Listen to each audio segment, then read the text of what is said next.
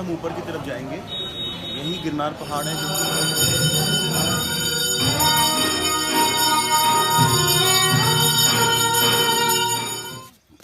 तीर्थ यात्री आ रहे हैं दर्शन हेतु। और इस तरह की सीढ़ियाँ हैं। टोटल सीढ़ियों की जो संख्या है वो 10,000 है, 9,999।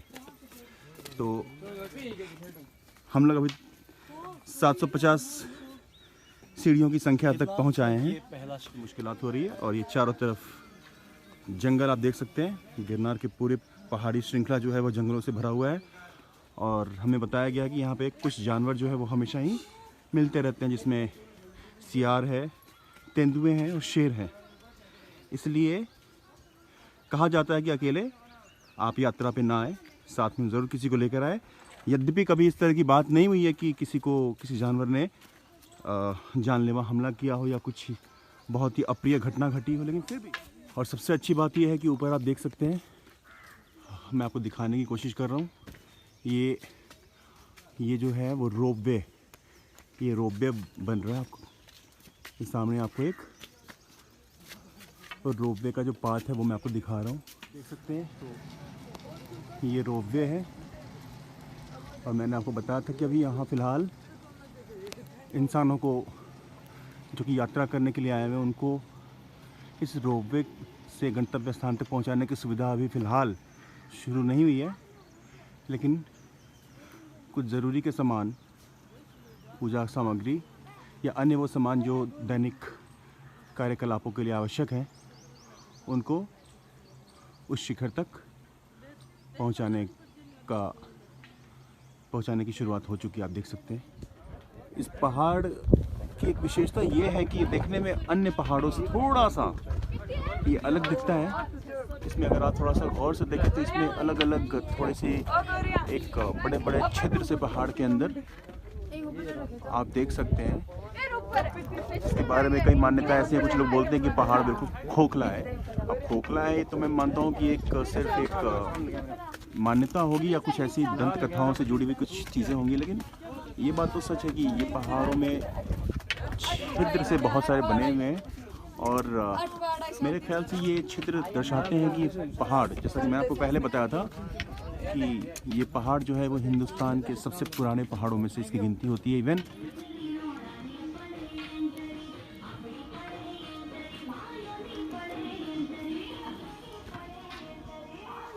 अब बहुत ही जल्द जैन नेमिनाथ देव का जो मंदिर है वहाँ हम लोग पहुँचने वाले हैं। इस द्वार से अंदर होते ही ये बाहर से नेमिनाथ जी का मंदिर है, जैन मंदिर।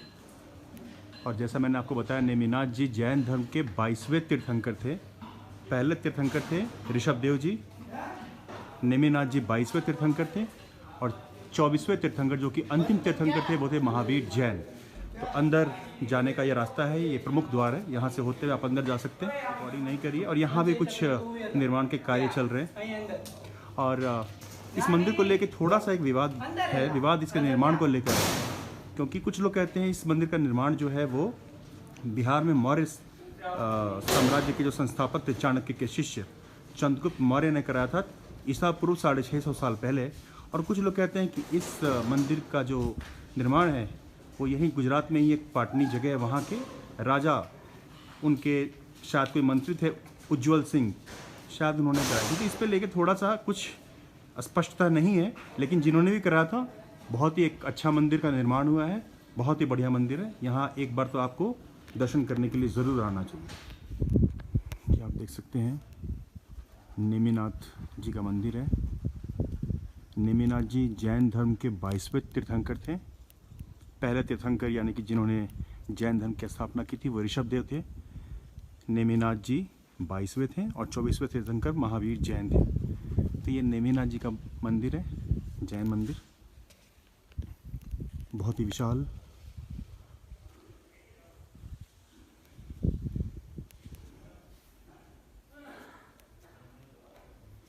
बहुत विशाल मंदिर है।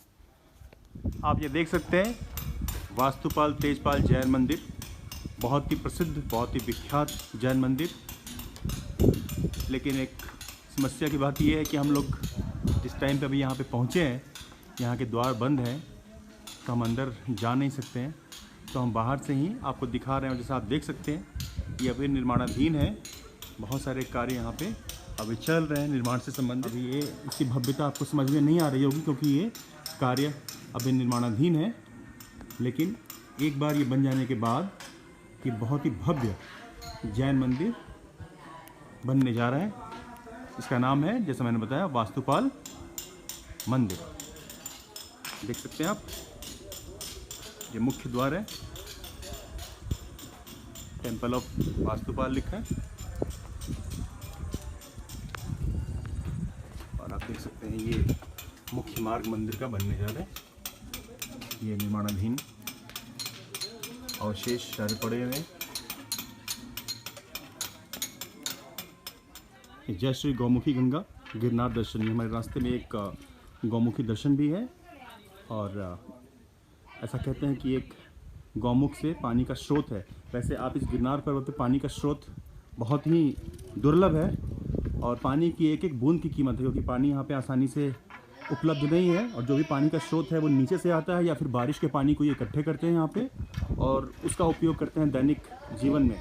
लेकिन इस गौमुख में एक गिरनार के ही अंदर के स्रोतों से पानी निरंतर बहती रहती है। वहाँ का दर्शन करने हम जा रहे हैं। ये आप देख सकते हैं, ये गौमुख है।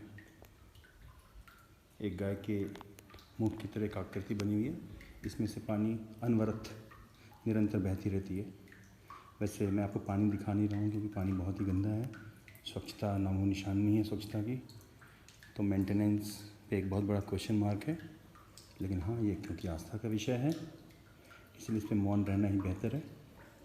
बस आपको ये दिखाना चाहता था कि ये गौमुख है। अभी हम लोग अंबाजी मंदिर, जो कि गुरु शिखर पर्वत की चढ़ाई के दौरान लगभग 5,500 सीढ़ियों की तो चढ़ाई आप पूरी कर लेंगे तो आप ये अंबाजी मंदिर के पास पहुंच जाएंगे। हम लोग अभी अंबाजी मंदिर पे खड़े हैं और यहाँ पे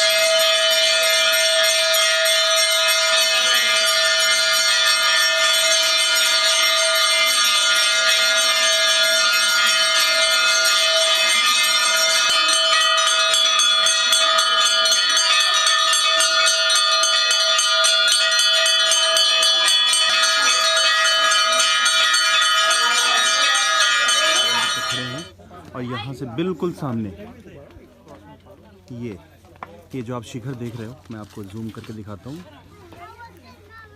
ये शिखर गोरखनाथ भगवान का यहाँ मंदिर है और उसके बिल्कुल पास में एक और जो दूसरा शिखर अब दिख रहा है, ये गुरुदत्त भगवान यानी कि गुरु दत्तात्रेय भगवान का शिखर है। तो अभी हम ये चढ़ाई, जैसे आप देख सकते हैं, हमें यूं करके इस रास्ते होते हुए हमें वहाँ पहुँचना है। बहुत चढ़ाई खड़ी है लेकिन दर्शन करने वहाँ जाना है। वहाँ पहुँच के फिर वहाँ की रिकॉर्डिंग आपको दिखाएंगे। ये जो सामने आप देख रहे हैं, ये दूसरे शिखर पे ये मंदिर बना हुआ है। ये गोरखनाथ का मंदिर है। गुरु गोरखनाथ, जिन्होंने नाथ संप्रदाय को एक नई मंजिल प्रदान करी थी। वैसे वह नाथ संप्रदाय के संस्थापक तो थे नहीं, उनके गुरु थे मच्छेंद्रनाथ जी। और मच्छेंद्रनाथ, ऐसी मान्यता है कि मच्छेंद्रनाथ जी के जो गुरु थे वो साक्षात शिव थे। तो शिव ने ज्ञान दिया था मच्छेंद्रनाथ जी को और मच्छेंद्रनाथ जी के शिष्य थे गुरु गोरखनाथ, जिन्होंने नाथ संप्रदाय की मान्यताओं को पूरे दुनिया में पूरे संभव हो सका लोगों ने उसको विस्तारित किया था। तो ऐसी मान्यता है कि सतयुग में उनका जो अवतरण हुआ था वो इसी जगह पे हुआ था और यहाँ पे उनके चरण पादुका भी हैं, चरण के निशान हैं और वहाँ वो स्थल भी है जहाँ पे वो साधना किया करते थे। तो इससे गुरु गोरखनाथ जो त्रेता युग में अवतरित हुए थे, क्योंकि ऐसा कहते हैं कि गुरु गोरखनाथ हर युग में अवतरित होते रहे, सतयुग में, त्रेता में, द्वापर में, कलयुग में। कलयुग में उनका जो अवतरण था वो नेपाल में था। तो सतयुग में जो उनका अवतार हुआ था वो यहीं हुआ था। तो हम वही आपको दिखा रहे हैं, यहीं पे उनका मंदिर है।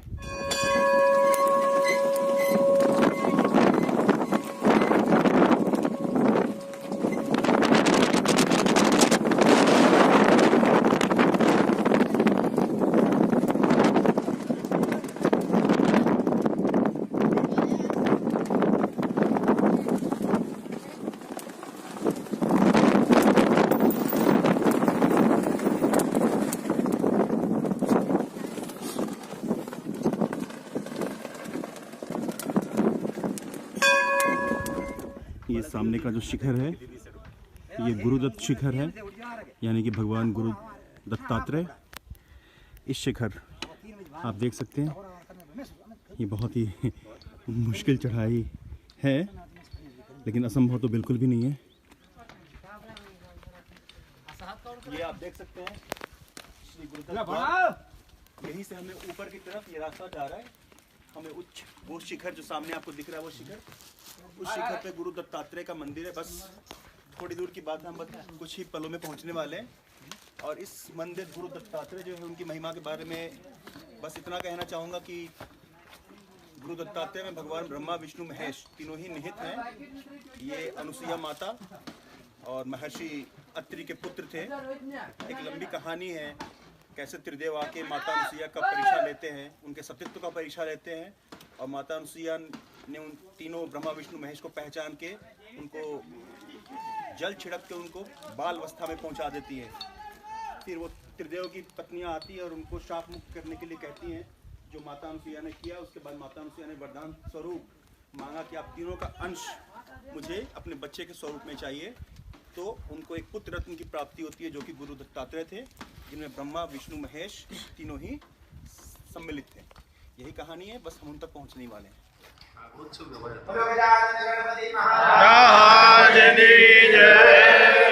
दत्तात्रेय भगवान की जय, सद्गुरु देव की जय,